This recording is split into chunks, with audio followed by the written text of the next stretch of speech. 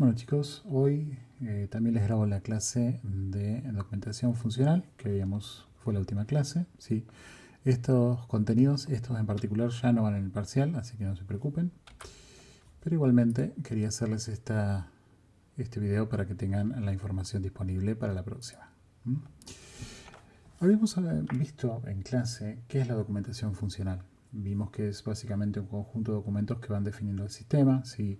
Tenemos desde especificaciones, tenemos, dependiendo distintas metodologías de desarrollo, casos de uso, historias de usuario, ¿sí?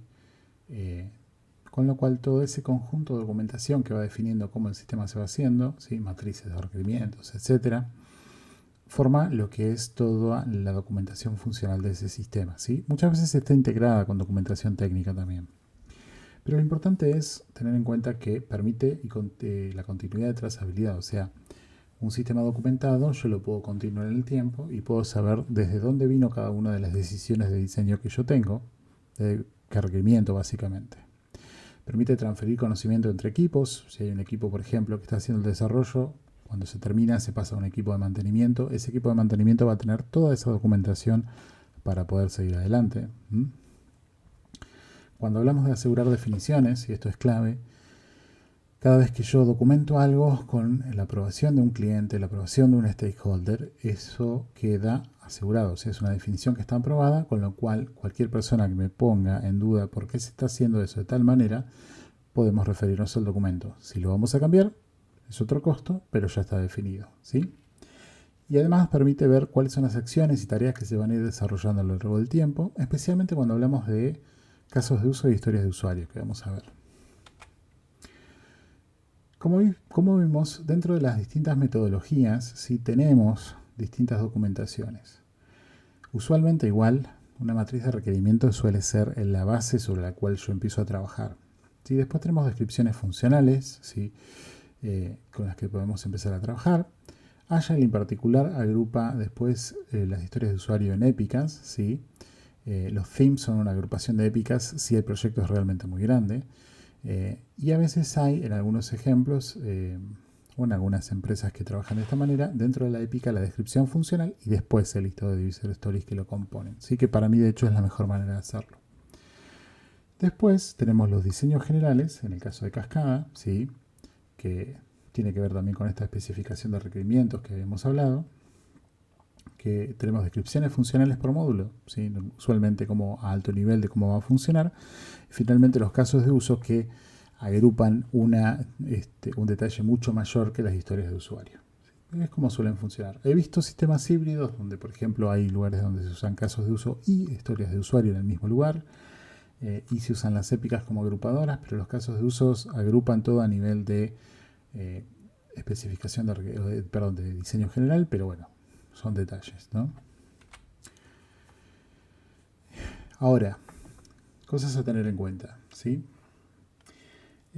Muchas empresas se van a encontrar con la idea de que la documentación es secundaria. No es secundaria porque realmente a medida que más se avanza en un desarrollo, más tiempo pasa, se vuelve en un problema, ¿sí? Cuando se actualiza debería actualizarse todo, no solamente, o sea, imagínense, se actualiza el software y la documentación que lo representa no se actualiza y eventualmente eso va agrupando cambios que no están documentados, no tenemos ese proceso de transferencia, no tenemos la trazabilidad, tenemos ese problema que es básicamente como una bola de nieve que va acrecentándose. Siempre que trabajemos con documentación, lo ideal es tratar de simplificar el mantenimiento, evitando que se tengan cosas duplicadas, que las cosas se puedan actualizar desde un solo lugar, ¿sí? Y debe estar siempre disponible en todo momento para cualquier persona que, obviamente con permiso, pueda acceder a la documentación de ese proyecto. La idea es que la documentación sea transparente. Bien, de nuevo, y esto va a ser un poco insistente, pero siempre hay que asegurarse que esté al día. ¿Sí? Hay que tener en cuenta, podemos usar herramientas de control de cambios, comparaciones, versiones, lo que sea para manejar la documentación, y poder tener una trazabilidad de cómo fue evolucionando, pero siempre te debería estar al día. ¿Sí? No debería tener discrepancias, y esto suele pasar mucho cuando en un documento hay redundancia, en el sentido de que se refieren la misma cosa en varios lugares, que a veces se actualiza en un lugar y no en otro y tenemos tanto discrepancia porque estamos trabajando con dos definiciones distintas, como redundancia en el sentido de que, bueno, ¿por qué defino tantas veces lo mismo? A veces no queda alternativa, tenemos que tener una redundancia, lo ideal sería tratar de eliminarla. Y también tenemos que confirmar con el cliente, con el stakeholder, con cualquier persona, todos los contenidos de ese documento. Cuando hablamos de documentación, cuando empezamos en proyectos nuevos, ¿sí? Lo mejor es empezar bien desde el vamos, con lo cual en proyectos nuevos empezamos a fijar definiciones siempre con acuerdo del cliente o el stakeholder. ¿Sí? La documentación sirve como un soporte físico al trabajo que se está haciendo en ese proceso de análisis y diseño funcional. Y eventualmente con todo esto vamos a poder evitar tener que empezar a buscar, bueno, esta definición se dio en un correo electrónico hace 3 años, les aseguro que va a ser extremadamente difícil de encontrar, con lo cual ese proceso de, entre comillas, arqueología no lo vamos a tener que hacer. Y de nuevo, este proceso de garantizar la continuidad del desarrollo y del avance de lo que se está realizando. ¿Qué hacemos cuando no hay documentación? Un poco en broma, un poco en serio habíamos dicho que realmente es un problema, ¿sí? Y en realidad lo que tenemos que hacer es empezar a trabajar en procesos de ingeniería inversa, ¿sí? Tenemos que empezar a buscar en información técnica, documentación técnica, lo que haya, algún documento marginal, correos electrónicos. Yo les conté, les di un ejemplo que yo incluso en un caso tuve que bajar hasta un panfleto. Y planificar también el tiempo de documentación que voy a poder usar para poder mantener esa documentación, ¿sí? Pero sí, es real que se convierte en un problema. Suele ser un problema al inicio de un proceso de desarrollo, lo cual hace que muchos administradores o gente que trabaja se confíe de que está todo bien, pero llega un momento donde todos los cambios acumulados, todo el proceso de desarrollo se perdió, la documentación no existe, entonces hay cosas, y lo he visto, donde hay sistemas donde la gente dice, bueno, esto está acá y esto hace esto. ¿Y por qué hace esto? No lo sé. Y ahí tenemos un problema. Entonces, y no estoy hablando a nivel técnico de, bueno, este campo tiene tal cosa, supongamos, ¿no? Que carga un número en integer y hace ese número lo procesa de cierta manera, lo guarda en cierta base de datos, lo que sea. No, sino que realmente es un dato para un proceso funcional y no saben por qué se está haciendo eso, ¿sí? Otra cosa que existe también en algunos proyectos son descripciones funcionales integrales. Yo le conté de un caso que tuvimos que hacer uno de 1200 páginas, que la realidad es que si nos piden algo así, no es práctico. Lo ideal es particionarla de acuerdo a cómo está particionado el sistema para que realmente sea representativa, ¿sí? Hacerla a nivel más general y después en cada documento donde yo voy detallando, si tengo un documento de diseño detallado, una especificación técnica, todo eso lo detallo más, ¿sí? Porque si no, el proceso de mantenimiento de esos documentos también se vuelve un problema. Con lo cual, esta clase de descripciones integrales habría que hacerlas a alto nivel. Bien, cuando hablamos de documentos en cascada, perdón, usualmente hablamos de matriz de requerimientos, descripciones funcionales y casos de uso, ¿sí? Los casos de uso los habíamos definido básicamente como un documento donde está todo el flujo de pasos que se va realizando con los flujos alternativos que yo podría llegar a tener. Visualizo esos pasos, visualizo actores, ¿sí? Me permite ver cuál es el impacto de cualquier cambio que hago y me da una comprensión integral del sistema. Estos documentos no suelen ser cortos, suelen ser bastante extensos, bastante detallados. Suelen tener un poco de información técnica, sobre todo cuando se refiere a campos que tienen que completar, cómo van a ser, si van a ser, por ejemplo, listas drop-down menus o van a tener que completar los datos de cierta manera, si va a haber validaciones en los campos, esa clase de cosas se agregan en casos de uso para hacerlos bien complejos. No bien complejos, sino bien completos, en realidad. Usualmente entre las cosas que un caso de uso tiene que tener son la identificación de actores, ¿sí? Si depende de otro caso de uso, cuál es la condición inicial y la condición posterior que se espera del caso de uso, ¿sí? O sea, qué es cómo entra el dato y cómo sale el dato si estamos manejándolo de esa manera. Una descripción funcional del flujo principal, todos los flujos alternativos, cualquier información inicial relevante. En algunos casos se pueden incluir mockups, wireframes, vamos a ver qué son mockups y wireframes.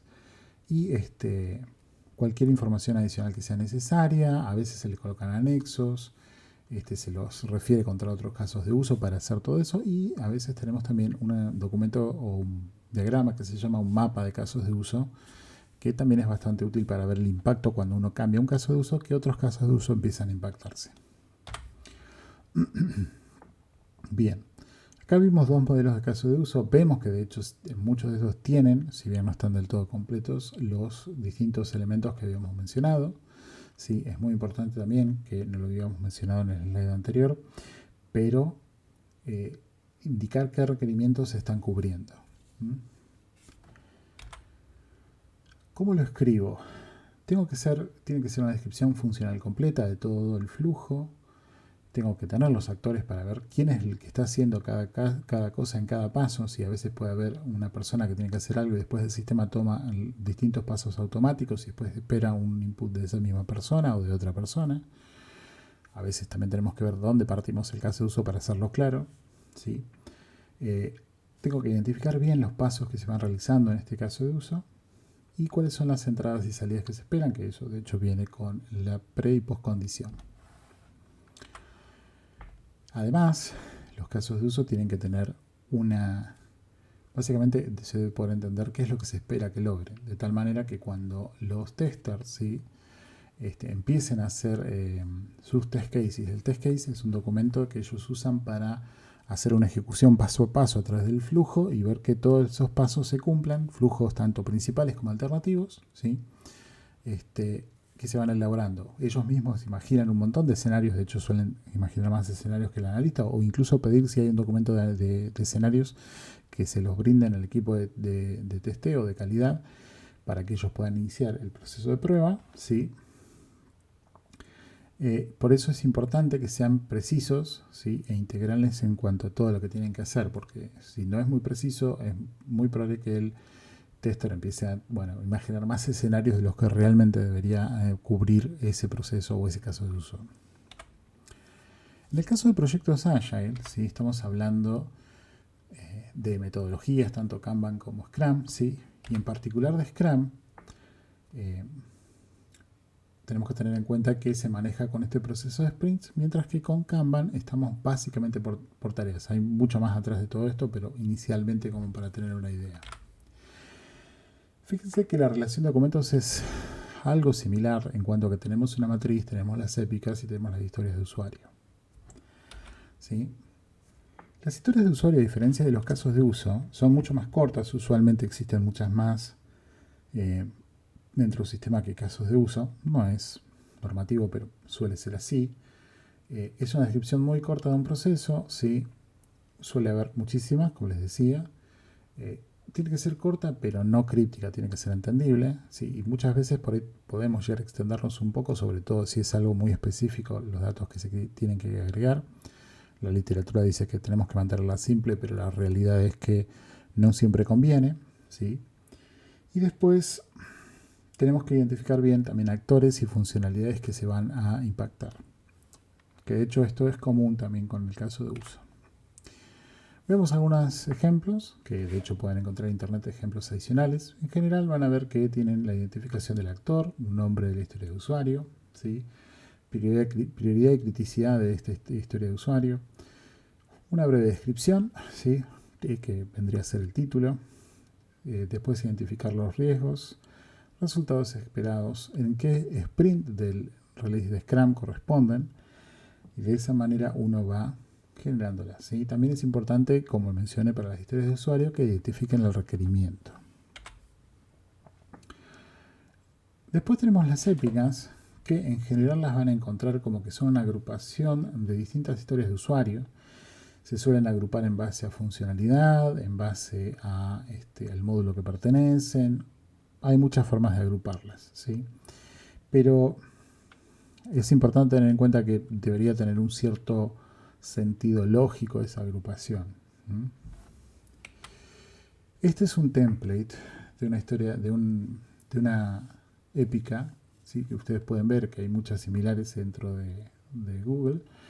Y en este caso van a ver que es un listado de historias de usuario que honestamente es una forma de hacerlo, pero yo prefiero que tengan una descripción funcional arriba para dar una visión integradora y después la historia de usuario abajo. Ojo, no está mal, de hecho la literatura se tira más a hacerlo de esta manera, pero idealmente a veces es como que queda un poco sin detalle, sobre todo si no estoy trabajando con descripciones o especificaciones de los requerimientos previas, ¿sí?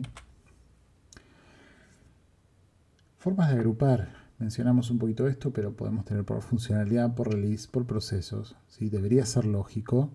De hecho, uno de ustedes que ya está trabajando como analista, comentó que las estaban agrupando por release.